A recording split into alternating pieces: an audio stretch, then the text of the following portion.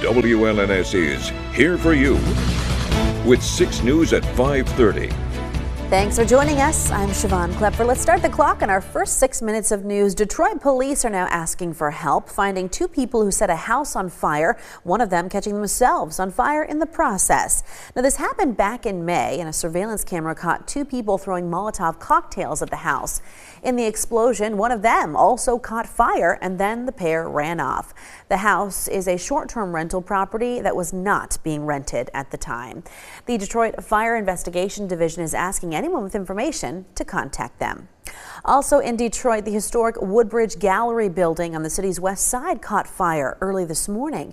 Eventually, the roof of that building collapsed. Officials say nobody was inside the building at the time the fire started, and it was being used to store cars. Investigators are still searching for the cause. A Saginaw man is now facing charges in the killing of a woman 22 years ago. Authorities say 47-year-old Jason Cabello killed Jeanette Wilton in 2003. Cabello was arraigned Tuesday on charges of first-degree premeditated murder, felony murder, and first-degree criminal sexual conduct. Wilton's body was found in the Flint River, and an autopsy revealed she died from strangulation. Advances in DNA testing led the Michigan State Police to reopen that case in 2021. Well, the powerful Santa Ana winds have died down in Southern California, giving firefighters a badly needed break. Walls of fire have been tearing through Malibu's steep canyons, spreading over 6 square miles. Fire officials say strong winds fueled the flames, which grew by nearly 40% overnight. More than 1,500 fire personnel. They are working hard on the ground and above. The fire began late Monday and has forced thousands of people to evacuate their homes. The images that I was seeing was like the closest, most dangerous, craziest looking fire I ever saw in my life. And the smell and the smoke. I mean, seeing palm trees I've seen for 10 years that are just lit like a candle. Weather conditions are forecast to continue improving, but low humidity and dry conditions have added to the challenge of containing this massive fire. A Wisconsin man who's accused of faking his own drowning and leaving his wife and 3 children has now returned to the U.S. after living in Europe for 4 months. Authorities in Wisconsin's Green Lake County say he came back for his family and is now in custody. They say 45-year-old Ryan Borgwart made it appear that he drowned while kayaking on a lake. An investigation showed he'd been in contact with a woman from Uzbekistan and took out a life insurance policy of more than $300,000.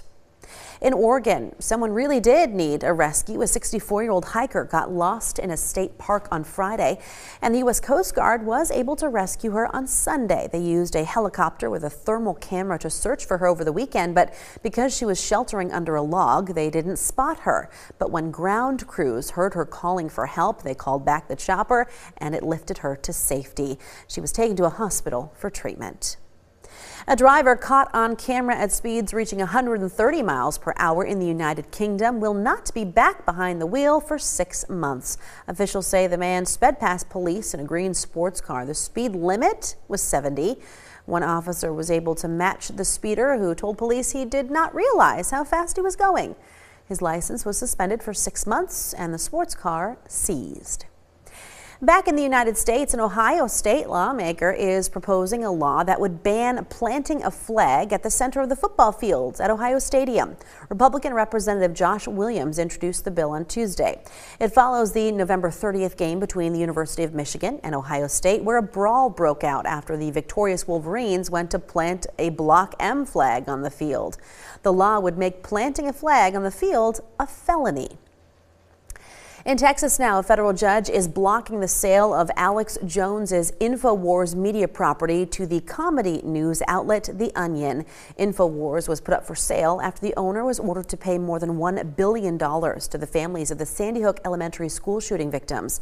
Jones repeatedly made up lies about the shooting, saying it did not really happen and it was a false flag event.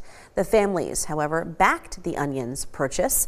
The only other bidder is a company connected to Jones. In more financial news, the Albertsons grocery store chain is pulling out of a deal with Kroger, which would have been the largest supermarket merger in U.S. history. The two companies are accusing each other of not doing enough to push the more than $24.5 billion deal through a day after it was blocked in 2 different court cases. Albertsons is also now suing Kroger for $600 million for a termination fee and billions in legal fees and lost shareholder value. Kroger calls these claims baseless.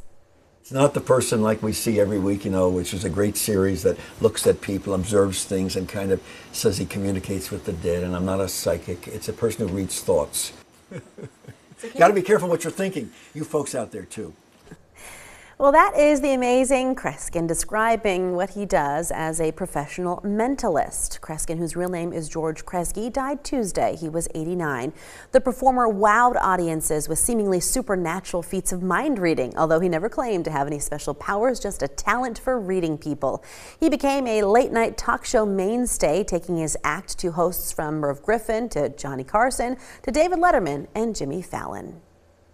Well, nobody won Tuesday night's Mega Millions drawing, pushing the jackpot to $670 million so far. To win the jackpot, players must match 5 white balls and the gold mega ball. The odds of doing that are about 1 in 303 million, but maybe this will be your lucky Friday the 13th when the next drawing happens. Good luck.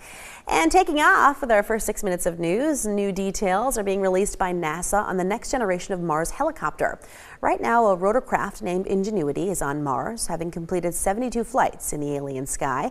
But the Jet Propulsion Laboratory says a new design, the Mars Chopper, will be about 20 times heavier.